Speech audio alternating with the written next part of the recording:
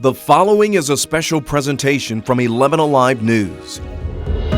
This holiday weekend, we celebrate the life and legacy of Dr. Martin Luther King Jr. Hello, and thank you for joining us. I'm Aisha Howard. 60 years ago, Dr. Martin Luther King Jr. launched a revolution of change on streets all across America. No longer would the civil rights movement be viewed as a Southern issue. As the nation pauses to remember on this federal holiday, 11 Alive presents a special presentation of the making of Dr. King's message, a message that still resonates today. Our former colleague Brenda Wood takes us back to the day Dr. King told the world about his dream.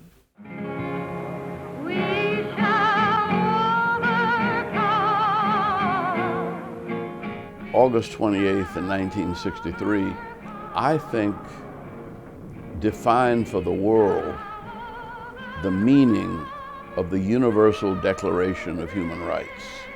It said that we as a people were inspired enough to believe that we could dream of a better place where people will not be identified by the content, by the color of their skin, but by the content of their character. It changed the life beneficially, not only for African Americans, but also for white folks. And it sent a signal all over the world that racial discrimination was no longer permissible or a thing to be ignored. That march's impact showed that there were tens of thousands of people, black and white, around the country that would gather behind civil rights leaders and labor to say en masse that we must deal with the question of segregation, the question of jobs, the question of freedom. There'd never been a gathering like that in the history of the country, particularly around that issue. Even before the city of Birmingham decided to integrate its downtown stores, secret meetings were already underway to take the fight for civil rights to a national stage. Dr. Joseph Lowery was one of the leaders who wanted to march on Washington. The movement had reached its zenith in the South, and we now wanted to go to the seat of government. We went there. Georgia Congressman John Lewis had just moved to Atlanta to become the chair of the Student Nonviolent Coordinating Committee. And one of my official responsibilities was to go to Washington with Martin Luther King Jr. and 4 others to meet with the president. And it was in that meeting with President Kennedy that A. Philip Randolph, the Dean of Black Leadership, this labor leader, spoke up in his baritone voice. He said, "Mr. President, the black masses are restless, and we're going to march on Washington." A. Philip Randolph had been talking about a march on Washington for jobs and freedom since the Franklin Roosevelt days. President Kennedy didn't like the idea of hundreds and thousands of people coming to Washington. He started moving and twisting in his chair, and he said, "Mr. Randolph, if you bring all these people to Washington, won't there be violence, chaos, and disorder? And we would never get a civil rights bill through the Congress." Mr. Randolph responded and said, "Mr. President, this will be an orderly, peaceful, nonviolent protest." Eventually, President Kennedy signed on to the idea of the march. But as a precaution, all liquor stores were ordered closed, and tight security measures were put into place. White House lawyers had drawn up martial law orders for the president to sign if necessary. A special NBC report airing that day set the scene. All security measures were undertaken. A major factor, National Guardsmen backing up the full Washington police force. We thought on that morning, maybe, just maybe, it'll be 60 or 70,000 people. No one can tell what's going to happen here today. What Lewis and other nervous leaders didn't know was that the main arteries leading into D.C. were actually jammed by buses. But when the congestion was cleared, 100 buses an hour began streaming through the Baltimore Harbor Tunnel. When we left Capitol Hill after meeting with the House leadership, and we looked toward Union Station, and there was just a sea of humanity coming from toward Union Station. And you saw hundreds and hundreds of buses. The crowd eventually doubled expectations. According to some estimates, 250,000 people attended. And they made a historic statement. Their faces were diverse.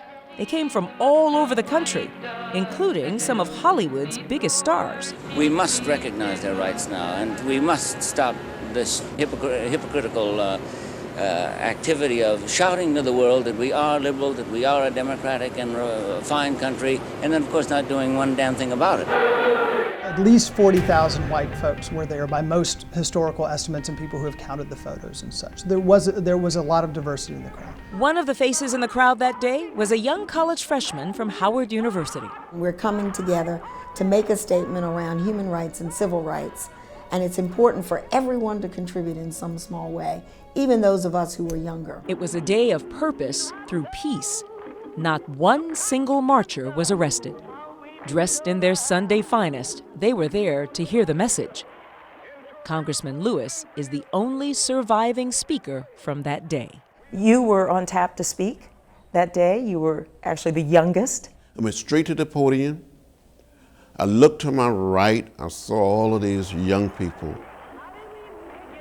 the young volunteers, all these students standing there cheering me on. Then I looked to my left and I saw hundreds of people in the trees. And then I said to myself, this is it. And I went for it. What were you going to say that had some of the leaders a little concerned and asked you not to say? In the proposed speech, if we do not see meaningful progress here today, the day may come when we will not confine our marching on Washington, but we may be forced to march through the South the way Sherman did, nonviolently. And several people say, you can't say that, that's too inflammatory. So how did you end the speech? I ended the speech by saying, the day will come when we will march through Danville, Virginia, through Cambridge, Maryland, through Harlem, New York, through Jackson, Mississippi, through Birmingham, Alabama, and split segregation into 1,000 pieces. Wake up, America, wake up, or something like that. You took on a huge responsibility. How old were you? I was 23 years old, had all of my hair and a few pounds lighter. But I grew up. I aged that day. And then the moment came, the keynote speech of the day. As the crowd waited with anticipation, Dr. King stepped to the podium. What happened next was a defining moment in history. It's certainly the most significant speech that has occurred in America in our 250-year history. It stands with the Gettysburg Address,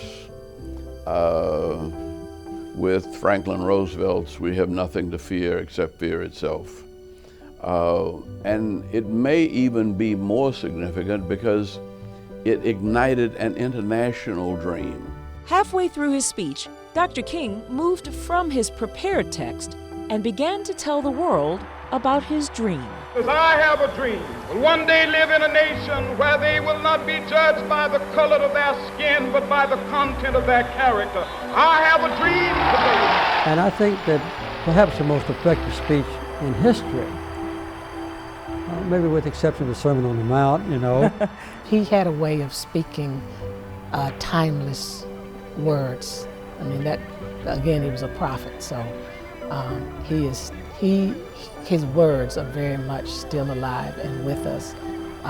And it suggests that we got a lot of work to do.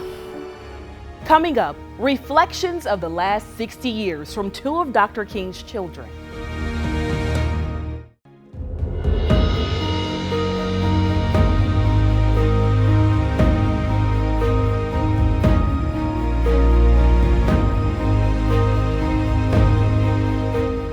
Dr. King's message was one of nonviolence, yet to some, he was a symbol of hate. That hate at the hands of an assassin would lead to his death on April 4th, 1968. Recently, 11 Alive's Jennifer Bellamy and Ron Jones sat down with two of Dr. King's children. They shared memories of their father and the legacy he leaves behind.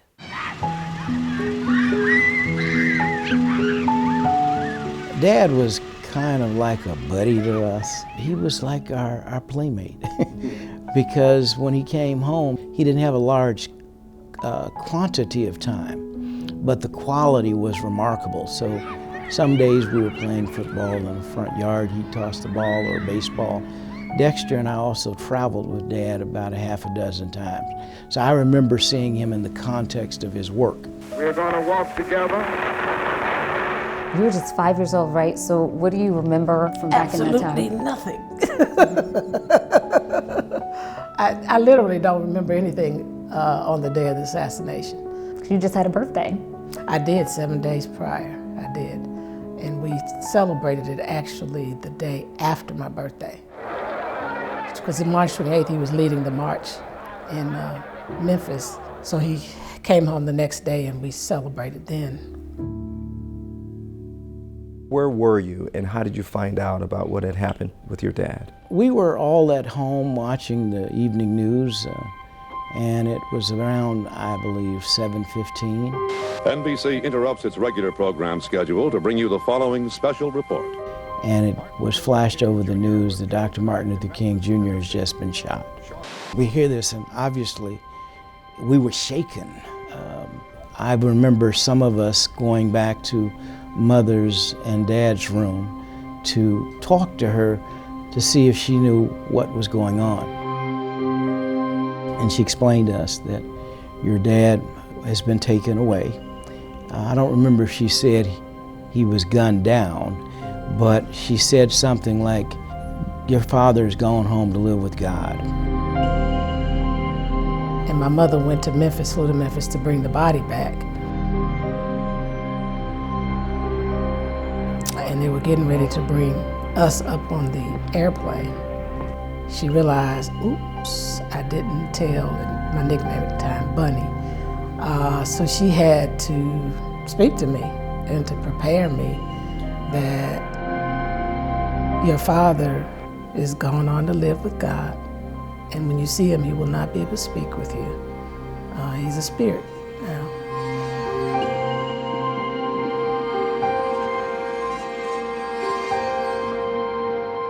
The day of the funeral, which was April 9th. I remember it was just a lot of lights, camera lights, it was hot.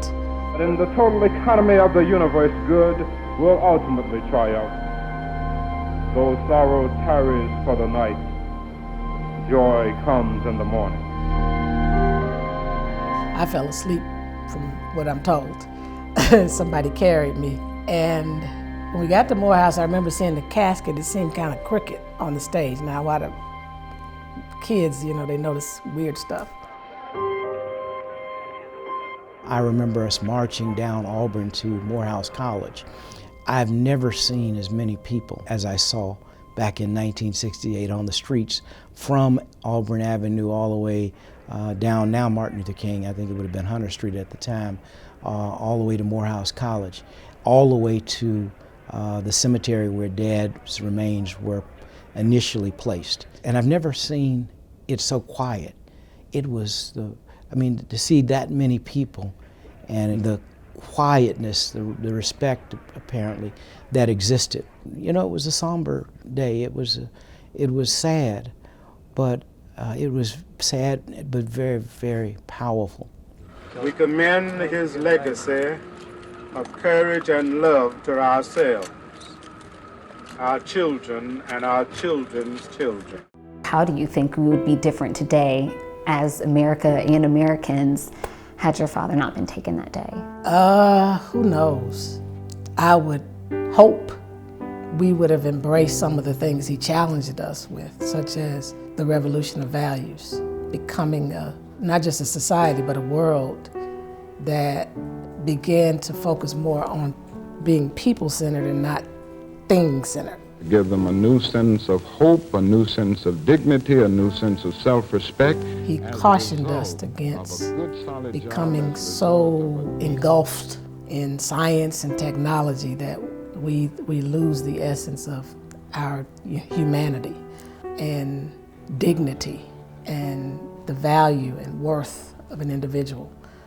To me, I think those are the epitome of what he left for us to grapple with, and that's desperately needed. Every day that I wake up, I feel extraordinarily blessed and honored to carry this name and this legacy, because all over the world there are streets and schools and memorials named in his honor. Up next, we take a look at Dr. King's hometown 50 years after his death.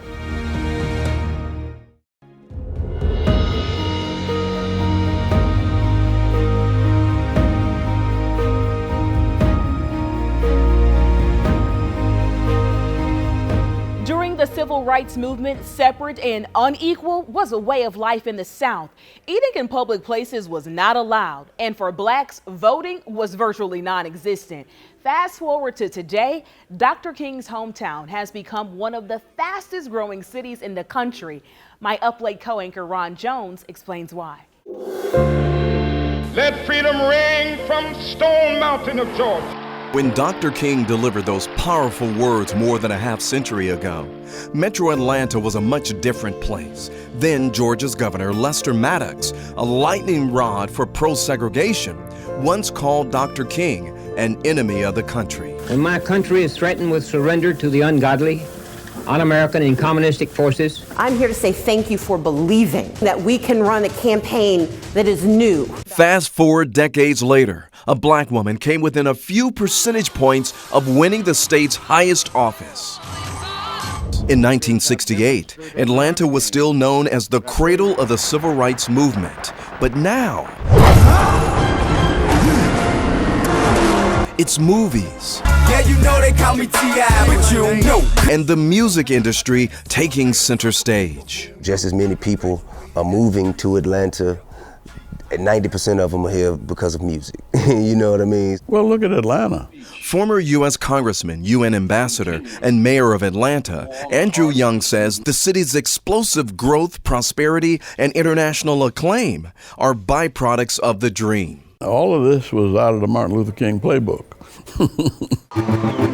Despite the occasional nearby Klan rally. These people in these white robes, they're standing up for their families. The city has a much different tone. I think Martin Luther King Jr. had an amazing impact on this city. Congressman John Lewis, who marched shoulder to shoulder with King back in the day, is witnessing Atlanta's transformation firsthand. It's now predominantly black. Upper and middle class neighborhoods are spread throughout our region, a stark contrast to the 1960s. Today, many black people are now living the dream Dr. King spoke of many years ago. Last 50 years, Atlanta has become more of a community. A global community as well, growing as an international mecca for big business. In fact, we got 3,000 German companies in Atlanta. According to statistics by the U.S. Conference of Mayors, in the next 30 years, Metro Atlanta is projected to be the 6th largest metro area in the country. Those Dr. King personally mentored during the movement believe the civil rights icon's spirit is moving Atlanta in the right direction. He became more powerful in death than he ever was in life. People are building and pulling together for common good. And we have done more all over the world because of his inspiration and guidance and teaching, and I think spiritual presence. Coming up, some final thoughts.